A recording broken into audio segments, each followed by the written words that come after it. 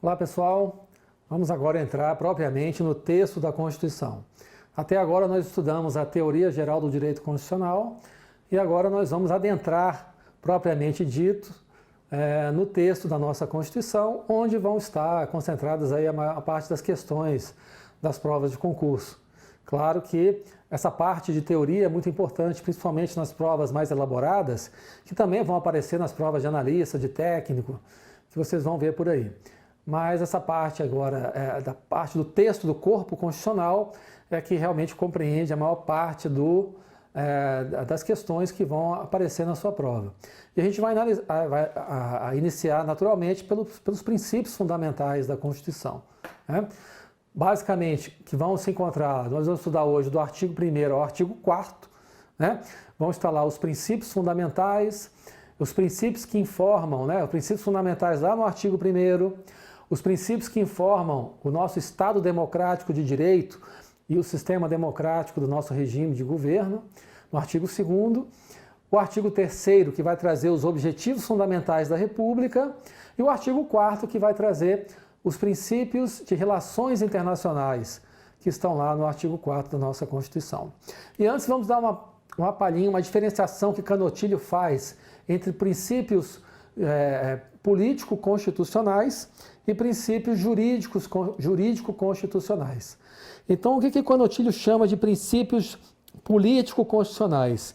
Que são as decisões políticas fundamentais, concentradas nas normas que informam todo o nosso sistema constitucional, né? Incluindo aí os artigos 1º a 4º do nosso título 1º da nossa Constituição. Então, os princípios político-constitucionais que são os vetores que vão informar toda a nossa Carta Constitucional.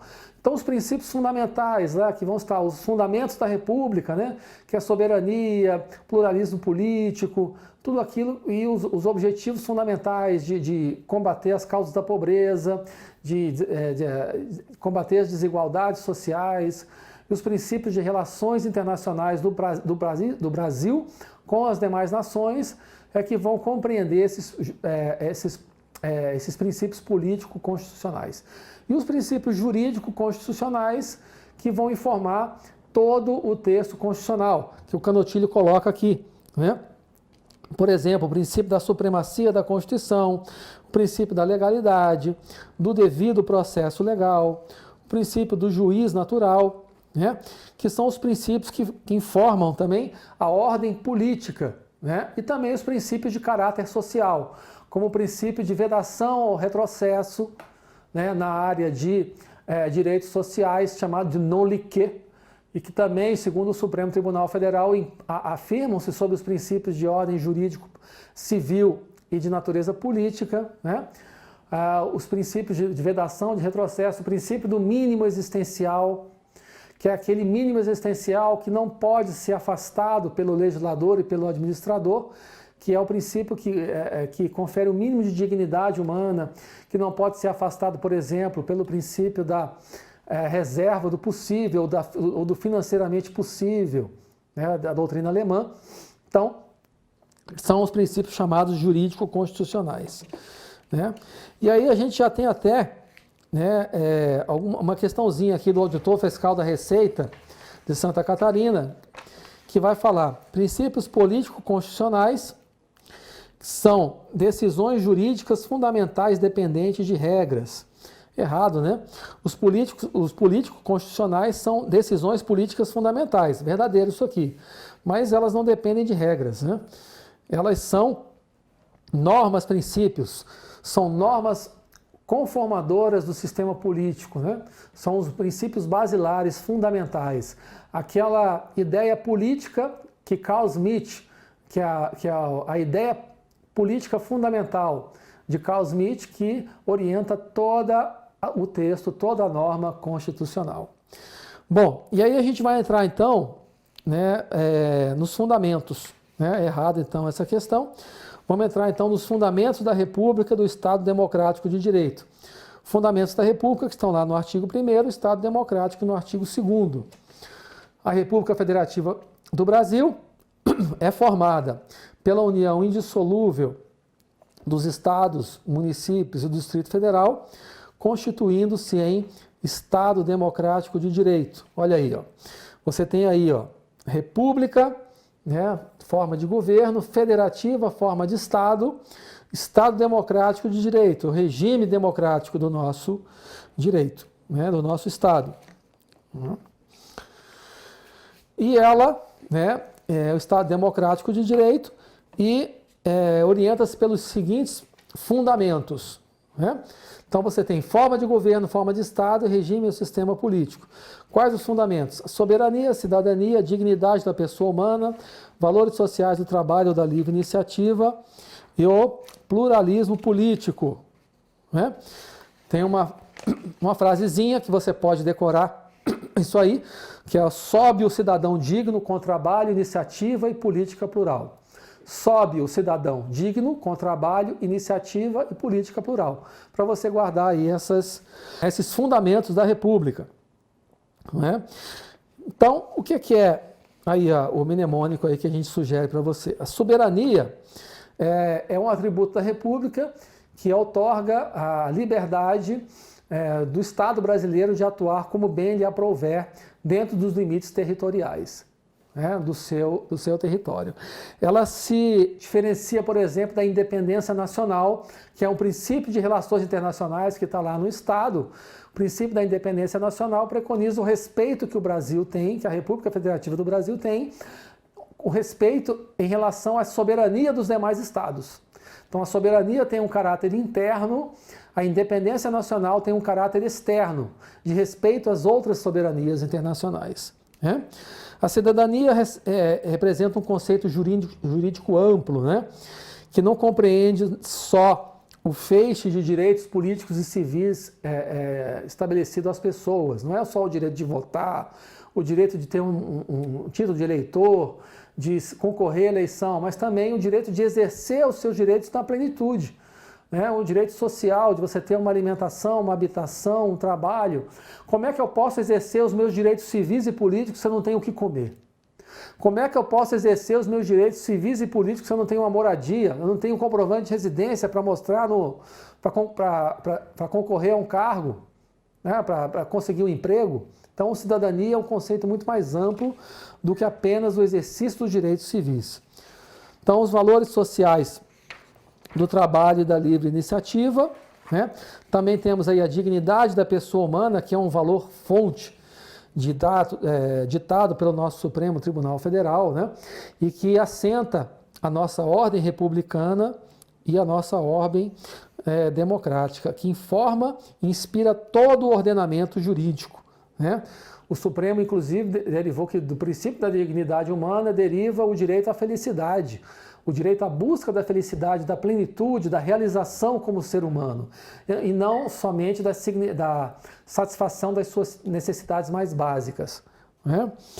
Você tem aí os valores sociais do trabalho e da livre iniciativa, que foram elencados, né?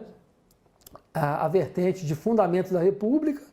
Lembra que a livre iniciativa também vai estar lá no artigo 170 dos princípios da ordem econômica da nossa sociedade. A livre iniciativa vai estar lá também, e os valores sociais do trabalho também vão estar lá, né? A valorização do trabalho humano e da livre iniciativa, com o fim de assegurar a todos existência digna, conforme os ditames da justiça social. E o pluralismo político, que pressupõe o reconhecimento e a garantia da inclusão do processo de formação da vontade geral, da participação da vida política e social de todos os grupos sociais, dos grupos religiosos, indistintamente de orientação sexual, religiosa ou política, dessa convivência pacífica, dessa coexistência dos diversos grupos e de orientações políticas do nosso Estado. Bom, você tem também agora um outro importante princípio enunciado no artigo 2º, que são os poderes da União, independentes e harmônicos entre si, que são o Legislativo, o Executivo e o Judiciário. Esse artigo consagra o princípio da separação de poderes, e a interdependência entre esses poderes. Esse princípio da separação de poderes não existe uma separação rígida e estanque. Você tem aí dentro, subjacente a esse princípio, um princípio de freios e contrapesos, chamados de checks and balances pela doutrina norte-americana, em que um sistema está permanentemente vigiando o outro. Um sistema controlando para que não se sobressaia o poder executivo sobre o legislativo, que não haja uma ditadura do poder legislativo sobre o executivo e nem uma ditadura do judiciário também, né? E por isso há também a existência de funções típicas e atípicas de cada poder, né? Então, as funções típicas do poder legislativo é de legislar, inovando na ordem jurídica. Também a função típica do poder legislativo o controle externo da atividade dos demais poderes, da administração pública. O poder atípico do legislativo, por exemplo, quando ele julga o presidente da República nos crimes de responsabilidade, lá no artigo 52 da Constituição. O poder típico do poder judiciário é o de julgar com jurisdição, com ânimo definitivo, não é? Um poder atípico do poder judiciário é o poder de administrar.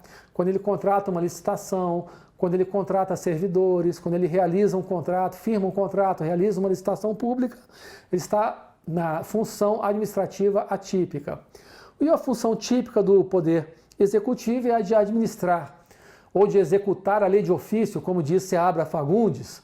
Mas o poder executivo também exerce a função judicante de julgar no Conselho de Contribuintes da Receita Federal, por exemplo, né, uma instância recursal lá da Receita Federal. Ele exerce a função atípica legislativa também quando o presidente da República edita uma medida provisória, um decreto autônomo lá do artigo 84, inciso 6º da Constituição, decreto autônomo, medida provisória do artigo 62 na sua função atípica legislativa. Então, o artigo 2º estabelece aí o princípio da separação dos poderes, ok? O artigo 3º traz os objetivos fundamentais da República. Quais são? De construir uma sociedade livre, justa e solidária, garantir o desenvolvimento nacional, erradicar a pobreza e a marginalização, reduzir as desigualdades, promover o bem de todos, sem preconceitos de origem, raça, cor e quaisquer outras formas de discriminação. Você vai ver que as bancas vão tentar confundir, às vezes, um princípio com um objetivo com o princípio de relações internacionais, porque há termos parecidos, a gente vai ver como dirimir essas confusões aí. Então, o artigo 4 vai falar dos princípios de relações internacionais. República Federativa do Brasil rege nas suas relações. Então, você tem 3 tipos de princípio. Princípios relativos à independência nacional, princípios relativos à pessoa humana e os princípios relativos à paz. Os princípios relativos à independência nacional são do inciso 1, independência nacional, inciso 3, autodeterminação dos povos, inciso 4, não intervenção, igualdade entre os estados, cooperação dos povos para o progresso da humanidade. Okay? Então, o princípio da independência nacional reconhece no plano internacional que todos os estados têm o direito à sua autonomia, à sua soberania. O princípio da não intervenção é o princípio que preconiza que o Estado brasileiro não vai interferir nos negócios interna corporis de outros estados. Isso não impede, por exemplo, que o Estado brasileiro participe de missões humanitárias patrocinadas pela ONU. Por exemplo, o Brasil tem missões humanitárias, teve no Haiti, né, após o grande terremoto de 2007, tem missões humanitárias na África, por exemplo, também em países como Angola, né, e como outros países também na África. E isso não representa uma violação do princípio da não intervenção. Guarde isso aí. Beleza? Bom, também temos o princípio ligados à pessoa humana, prevalência dos direitos humanos e a concessão de asilo político. Né? Concessão de asilo político é um ato de competência privativa do presidente da República, okay? Previsto lá na Constituição Federal. está previsto também no artigo 14 da Declaração Universal dos Direitos Humanos, né, essa concessão de asilo político. Tivemos o caso, por exemplo, do Cesare Battisti. Foi concedido asilo político pelo então presidente Lula. Ele estava foragido da Itália e esse asilo foi revertido, né, na vigência do exercício da presidência pelo presidente Jair Bolsonaro, que entregou aí o Cesare Battisti para ser julgado por crimes praticados na Itália. Então, é um ato privativo de soberania do presidente da República, né? Bom, como é que eu faço então para não confundir? Princípios, eu tenho os princípios ligados à paz, defesa da paz, solução pacífica dos conflitos e repúdio ao terrorismo e ao racismo, ok? Bom, e aí o parágrafo único lá do artigo 4º também diz um objetivo a ser perseguido pelo Estado brasileiro, que deverá deverá ser integrado por uma comunidade latino-americana de nações, né? Integração econômica, política e social de uma comunidade latino-americana de nações, que é um dispositivo, de certa forma, provinciano, né, que dificilmente, raramente se mostrou aplicável na prática, né? Porque a maior parte dos países latino-americanos estão fazendo parte de outros blocos, né? Como o NAFTA, por exemplo, né? O Chile e outros países, o México, né? Participa de blocos que integram Estados Unidos e Canadá. Então é um dispositivo que não teve muita aplicação na prática até hoje. Bom, como é que eu faço então para não confundir fundamentos, objetivos e princípios de relações internacionais? Então veja que o fundamento da dignidade humana, né, de respeito a algo interno, né, que é inerente a todo ser humano, né? O princípio da dignidade humana, do exercício desses direitos, né? O direito à moradia, o direito à alimentação, ao trabalho e outros direitos que são... e a prevalência dos direitos humanos é um princípio de relações internacionais. É o respeito aos direitos humanos no plano internacional, que inclusive pode sujeitar o Brasil a responsabilizações nas cortes internacionais de direitos humanos, como aconteceu lá no presídio Urso Branco, em que diversos presos foram lá assassinados. O Brasil demorou muito, né, e não conseguiu responsabilizar os agentes responsáveis. A Comissão Interamericana de Direitos Humanos impôs uma série de medidas provisórias ao Brasil, né? E também o caso Damião Ximenes, em que o Brasil foi condenado também por uma pessoa que estava esquecida dentro de um manicômio público, né, de uma casa de saúde mental pública, em condições subhumanas, acabou morrendo lá dentro. Não houve também ações por parte do Estado brasileiro. O Estado brasileiro foi condenado pela Corte Interamericana de Direitos Humanos.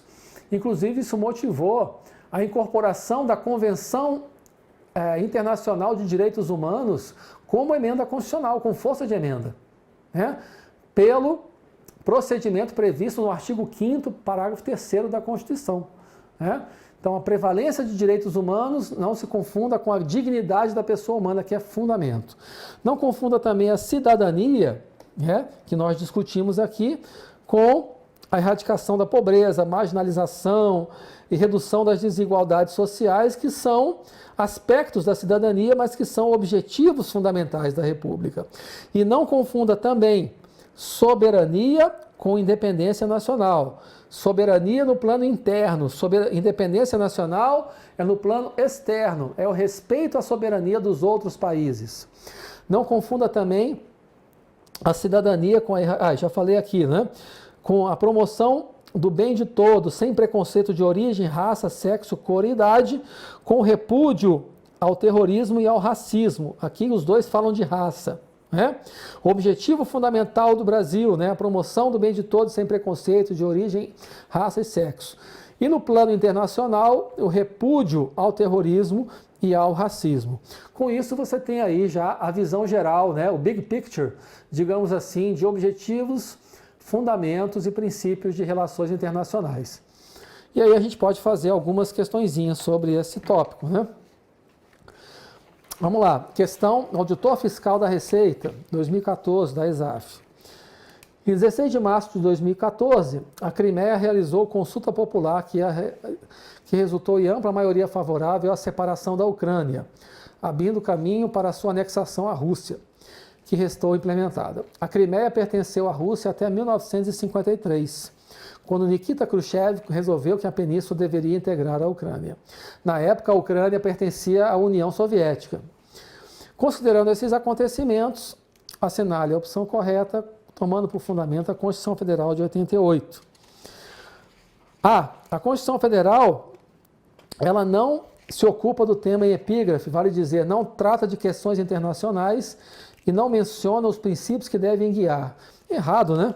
A Constituição Federal trata, né, dos princípios da independência nacional, da não intervenção, né, em um outro Estado. Então, não é princípio, não é objetivo, né, da República anexar, por exemplo, a Guiana Francesa ou o Suriname, ou invadir a Venezuela nos conflitos que existem lá na fronteira com Roraima. E sim o princípio da não intervenção, a defesa da paz e da independência nacional, que é o respeito à soberania, né? A Constituição Federal se ocupa do tema, letra B, porém não menciona qualquer princípio de relações internacionais, deixando para o Congresso, não, né?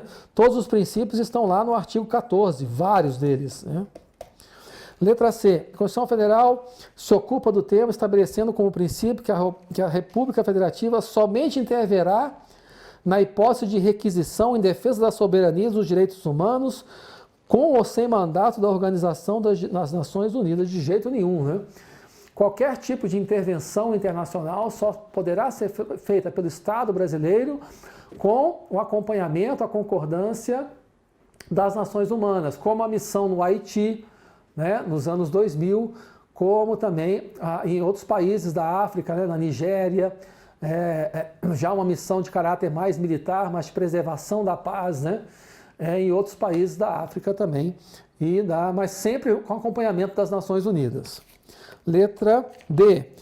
A Constituição se ocupa do tema, estabelecendo como princípios da República no plano internacional a dignidade da pessoa humana, não.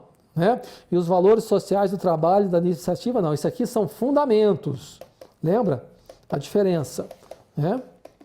Fundamentos. Princípio de relações internacionais, você tem o quê? Né? O repúdio ao racismo e ao terrorismo, cooperação dos povos para o progresso da humanidade. Okay? Dignidade da pessoa humana e valores sociais são fundamentos da República, não confunda com os princípios de relações internacionais. E a letra E está correta, né?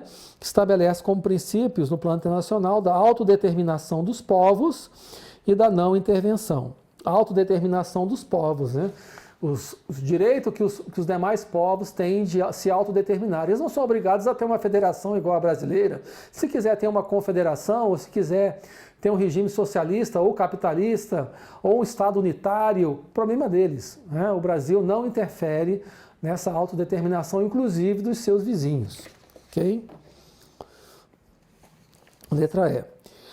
Questão da FCC, do TRF, terceira região. A dignidade da pessoa humana, no âmbito da Constituição brasileira, deve ser entendida como uma exemplificação do princípio da cooperação entre os povos para o progresso da humanidade? Não. Um direito individual garantido somente aos brasileiros natos? De maneira alguma. O Supremo já definiu que a dignidade da pessoa humana se estende não só aos brasileiros natos e naturalizados, como a todo e qualquer estrangeiro, não só residente, mas em trânsito pelo território nacional. Uma decorrência do princípio constitucional da soberania? Não, a dignidade da pessoa humana, ela não é decorrente da soberania, mas sim da própria dignidade, né? Do princípio da dignidade da pessoa humana. O direito social decorrente da Convenção Internacional? Não, a dignidade, ela envolve tudo, né? Ele é um fundamento do Estado democrático de direito e envolve várias vertentes, né? A dignidade da pessoa humana, várias facetas e várias vertentes do exercício dos direitos civis e políticos, mas também do mínimo existencial, do direito ao trabalho, o direito à moradia, o direito à educação, o direito à saúde, envolve um feixe de direitos que compreende, né, a plenitude do exercício do ser humano, inclusive o direito à felicidade, a busca da felicidade, dos seus objetivos de vida. Okay? E é um fundamento da República. E temos, por fim, a questão da Câmara dos Deputados, 2014, a República Federativa, constituída como Estado Democrático de Direito, visa garantir o pleno exercício dos direitos e garantias fundamentais, incluindo dentre os seus fundamentos a cidadania e a dignidade da pessoa humana. Vejam que não são questões muito complicadas, uma questão ou outra vai adentrar em algum aspecto, tentando confundir, não é, independência nacional com soberania, busca de uma sociedade livre de preconceito com repúdio ao racismo, aquelas confusões que eu mostrei para você naquele mapinha mental. Ok? E com isso encerramos a parte de fundamentos, de princípios fundamentais da Constituição.